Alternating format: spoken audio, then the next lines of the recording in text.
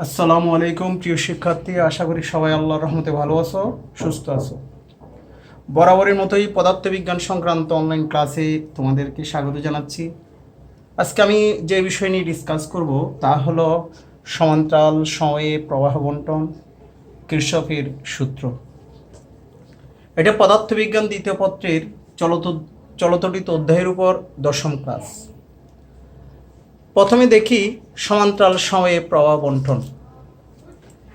দেখো, আমি এখানে একটা বর্তনী দিলাম, দুইটি রোধ R1 এবং R2। দুইটি রোধের এক প্রান্ত এ বিন্দুতে কানেক্টেড, অপর প্রান্ত বি বিন্দুতে কানেক্টেড। তাহলে বুঝিয়ে নিচ্ছ দুইটি রোধ কীভাবে আছে, সমান্তরালে আছে।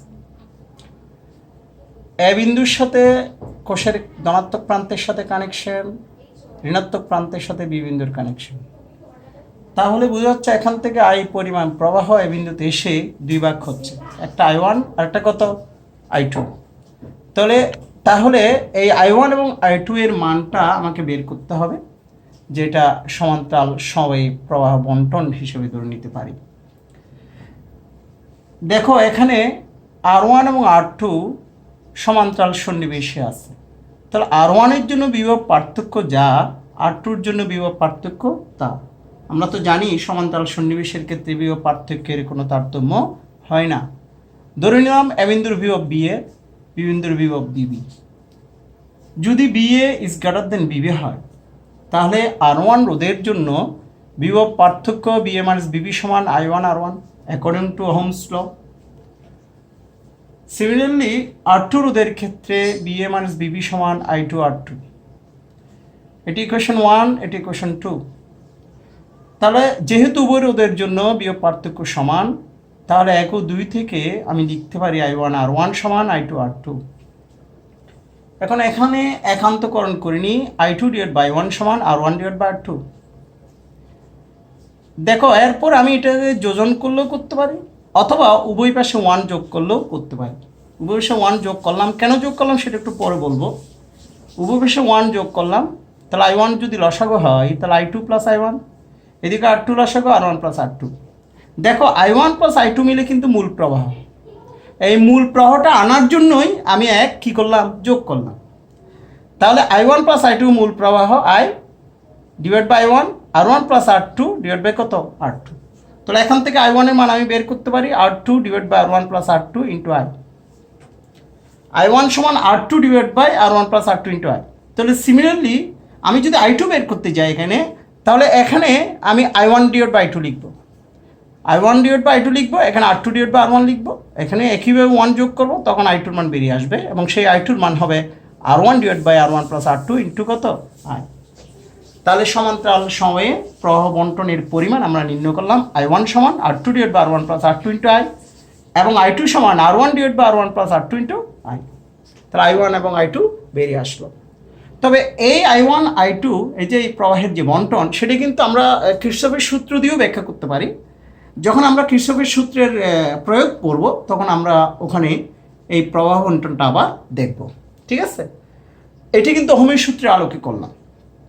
এরপর আসি কিরশফের সূত্রের ব্যাখ্যা।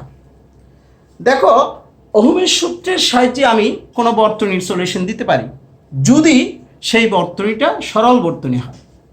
কিন্তু কোনো জটিল বর্তনী যখন হয়, জটিল বর্তনী কীরকম, একটা বর্তনীর মধ্যে একাধিক কোষ থাকবে, ধনাত্মক ঋণাত্মক প্রান্ত কেমন যেন স্ক্যাটার্ড, বিক্ষিপ্ত অবস্থায় বর্তনী সংযুক্ত থাকবে, তখন ওই সমস্ত বর্তনীর সলিউশন যখন দিতে যায়, তখন ওহমের সূত্র দিয়ে সেটার সলিউশন করা সম্ভব নয়, তখন কিরশফের সূত্র প্রয়োগ করতে হবে।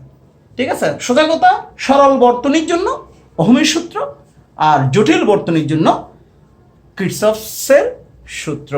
ঠিক আছে, এখন কিরশফের সূত্র কিন্তু দুইটি, একটা প্রথম সূত্র আর একটা দ্বিতীয় সূত্র।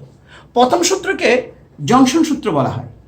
আমরা জাংশন স্টেশন নাম শুনছি তো, কোনো বিভিন্ন স্টেশন থেকে ট্রেন যখন কোনো স্টেশনে আসে, অথবা ওই স্টেশন থেকে বিভিন্ন স্টেশনে ট্রেন যখন যায়, তখন ওই স্টেশনটাকে বলা হয় জাংশন স্টেশন।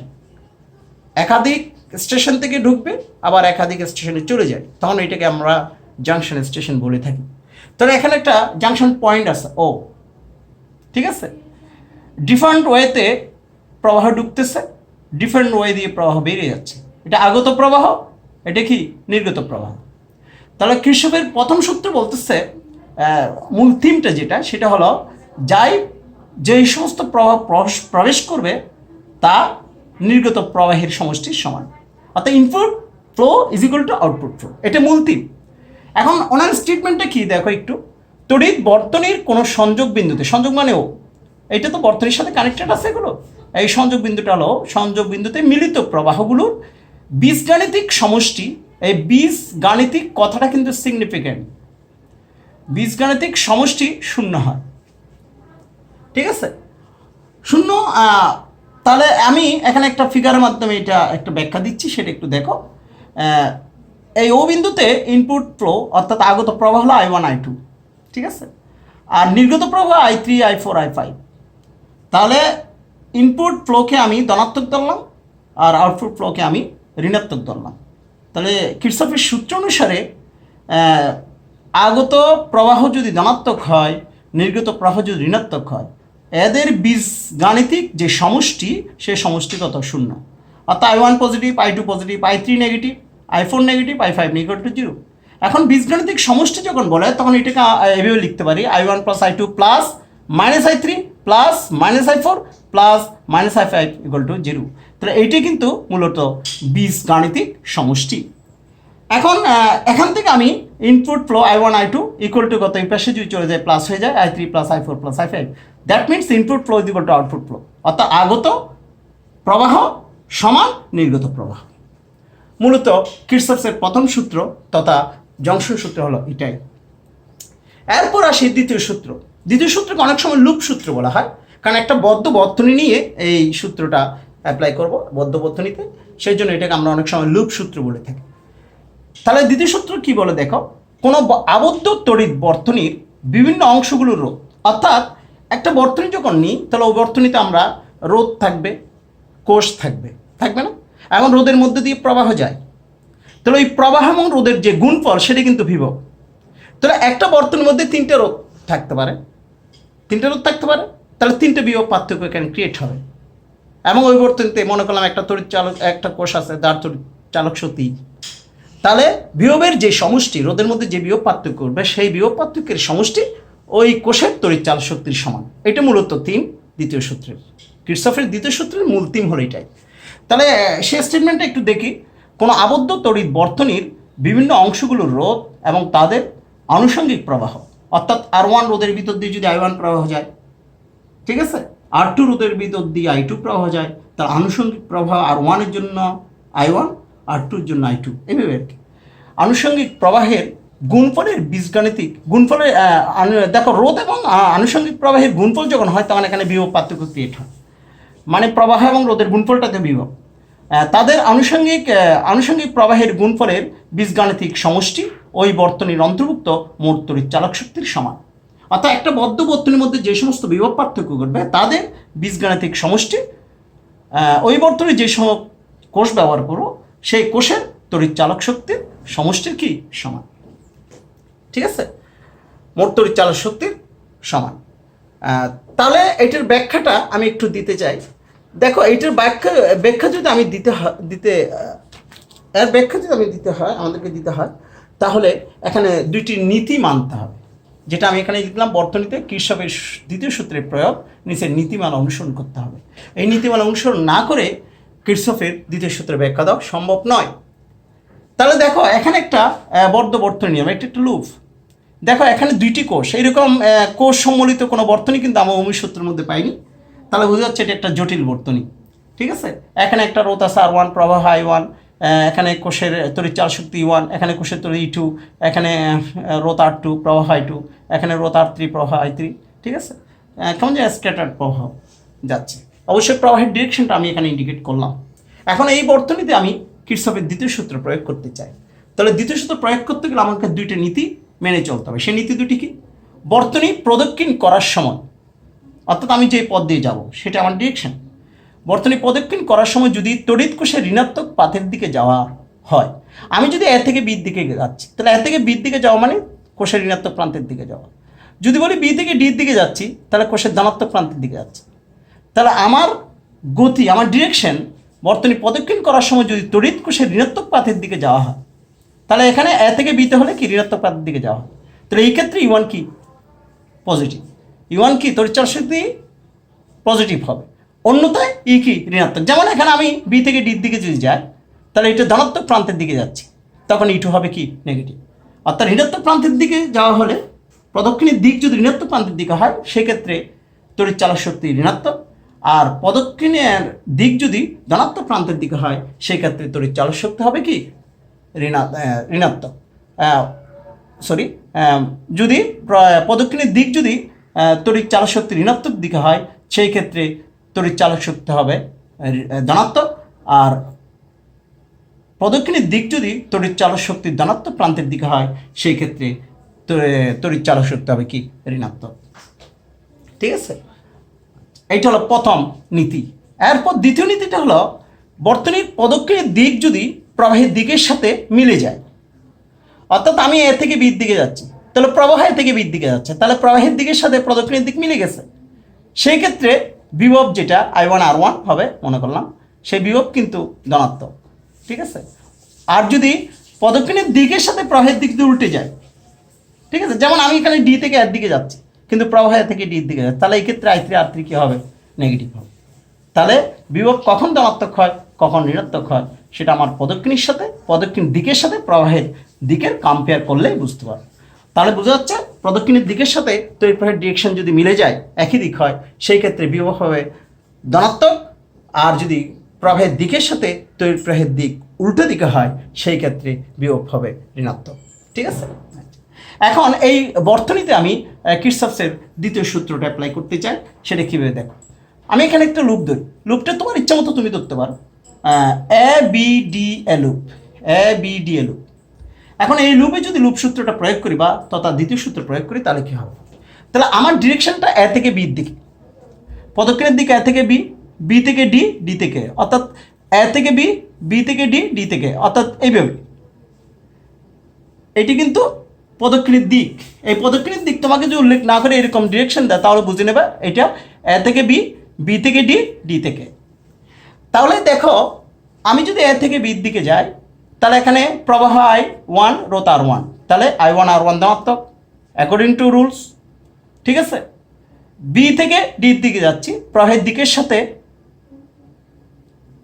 সাথে প্রদক্ষিণের দিক মিলে গেছে, সেই ক্ষেত্রে I2R2 ধনাত্মক। আমি ডি থেকে এর দিকে যাচ্ছি, কিন্তু প্রবাহের দিকে এ থেকে ডি, তাহলে মিলে নাই, বিপরীত দিক, সেক্ষেত্রে ঋণাত্মক। সেক্ষেত্রে কি ঋণাত্মক। ঠিক আছে, তাহলে তড়িৎ চালক শক্তি বিভবের মেজারমেন্টটা শেষ। এরপর তড়িৎ চালক শক্তির দিকে আসি। আমি এ থেকে বির দিকে যাচ্ছি, তাহলে আমার প্রদক্ষিণের দিক ঋণাত্মক প্রান্তের দিকে, তাহলে ইউয়ান ধনাত্মক। বি থেকে ডির দিকে যাই, প্রদক্ষিণের দিক ধনাত্মক প্রান্তের দিকে, সেক্ষেত্রে ইটু কি ঋণাত্মক, তাহলে এখানে U1 - E2 হবে। এখন বীজগাণিতিক যে সমষ্টি, সেই কথাটা যদি এখানে অ্যাপ্লাই করি, তাহলে এখানে কি করতে হবে? I1R1 plus I2R2 plus -I3R3 equal to I1 plus -I2। তাহলে বিভবের বীজগাণিতিক সমষ্টি তড়িৎ চালক শক্তির বীজগাণিতিক সমষ্টি অলওয়েজ ইকুয়াল। তাহলে এটাকে আমি সামেশন অফ IR লিখতে পারি, এটা সামেশন অফ ই লিখতে পারি। ঠিক আছে, এখন কোনো বর্তনীতে কোনো লুপে, যে লুপ নিয়ে আমি কিরচফের দ্বিতীয় সূত্র অ্যাপ্লাই করবো, যে লুপে, সেই লুপে যদি কোনো কোষ না থাকে, তো তুমি প্রশ্নতে কোষ না থাকলে প্রবাহ চলবে কেমন? হ্যাঁ, বাইরের বর্তনীর সাথে কানেক্ট আছে, কিন্তু আমি লুপটা ধরলাম, যে লুপটা ধরলাম সেই লুপের মধ্যে কোনো কোষ নেই, হয়তো প্রবাহটা বাইরে থেকে আসছে। তাহলে সেই ক্ষেত্রে লুপের সূত্রটা কী ধরনের হবে? সেক্ষেত্রে কিন্তু সামেশন ই এর মান শূন্য। অর্থাৎ তোমার চলার পথে যদি কোনো সেল না পাও, কোনো কোষ না পাও, তাহলে তড়িৎ চালক শক্তির মান শূন্য হবে। তাহলে সেক্ষেত্রে সামেশন অফ ই সমান 0 হবে। তো সামেশন ই সমান 0 হয়, সামেশন অফ I এর সমান 0 শূন্য হবে। তাহলে এটি খেয়াল রাখতে হবে, আমি যে লুপটা নিচ্ছি সেই লুপের মধ্যে কোনো সেল যদি না থাকে, কোনো কোষ যদি না থাকে, তাহলে তড়িৎ চালক শক্তির মান শূন্য ধরবা। ঠিক আছে, এটা মনে থাকে যেন। এরপর আরেকটা উদাহরণ আমি এখানে দিচ্ছি, সেটা একটু দেখো। এখানে আরেকটু জটিল বর্তনী দিলাম, দেখো। এখানে দুইটি সেল, দুইটি কোষ যোগ করলাম, 3টে রোধ R1 R2, এটার সাথে এর সাথে বি, বি এর সাথে এফ, এফ এর সাথে জি, জি এর সাথে সেল এর ঋণাত্মক প্রান্ত, ঋণাত্মক ধনাত্মক প্রান্ত। আর এইদিকে একটা লুপ আছে, যে বি, সি, সি এর সাথে কোষের ধনাত্মক প্রান্ত, এটা ঋণাত্মক প্রান্তের সাথে রোধ, রোধের সাথে কার ডি বিন্দু, ডি বিন্দুর সাথে এফ, এফ এর সাথে বি এর কানেকশন দিয়ে দিলাম। এখন এই ধনাত্মক প্রান্ত থেকে পাওয়া যাচ্ছে I1, এই ধনাত্মক পাওয়া যাচ্ছে I2। তাহলে I1 I2 মিলে I3 এদিক দিয়ে গেল, আবার এদিক দিয়ে I1 গেল, এদিক দিয়ে I2 গেল। তাহলে এখন বি এবং এফ বিন্দু কিন্তু জাংশন পয়েন্ট। তাহলে এখানে যদি জাংশন লটা ইউজ করি, ঢুকতেছে কি I1, এদিক দিয়ে ঢুকছে I2, বেরিয়ে যাচ্ছে I3, তাহলে similarly that means I1 plus I2 is equal to I3।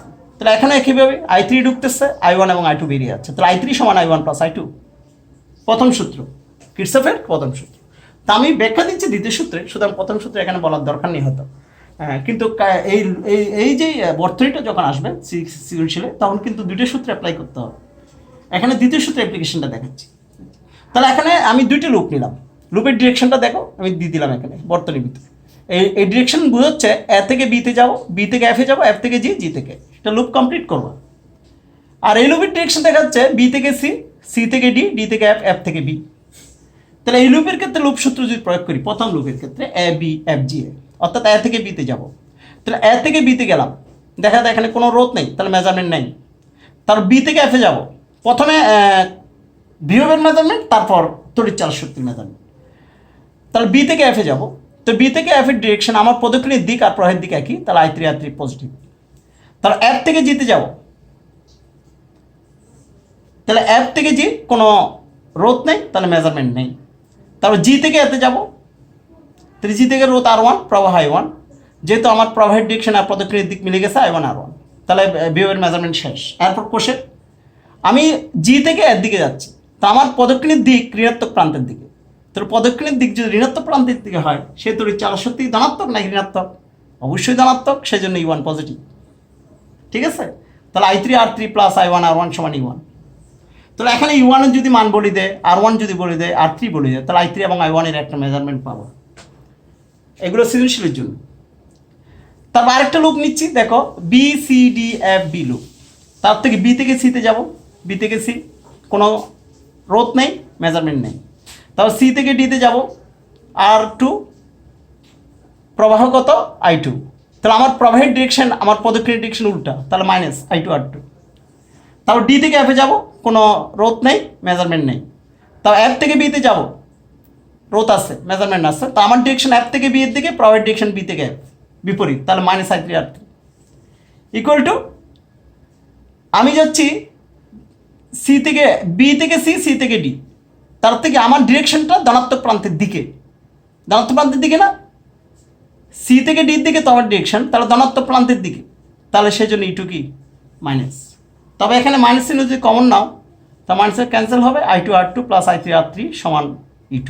তাহলে এখানে R2 R3 এবং E2 মান যদি দিয়ে দেয়, তাহলে I2 এবং I3 মান পজিটিভ যোগফল পেয়ে যাবো। I2 এবং I3 একটা মেজারমেন্ট এখানে থাকবে, তাহলে এখান থেকে I2 I3 মেজারমেন্ট থাকবে, এখানে I3 I1 মেজারমেন্ট থাকবে। তো দুইটা কম্পেয়ার করে I1 I2 I3 মান বের করতে পারবো। তবে সৃজনশীল যখন আমরা করাবো, তখন এইরকম একটা বর্তনী দিয়ে আমরা সৃজনশীলের প্রশ্নগুলো সেট করবো। ঠিক আছে, তাহলে মোটামুটি আজকের ক্লাস এখানেই শেষ। সবাই ভালো থেকো, সুস্থ থেকো, স্বাস্থ্যবিধি মেনে চলো। আল্লাহ হাফেজ।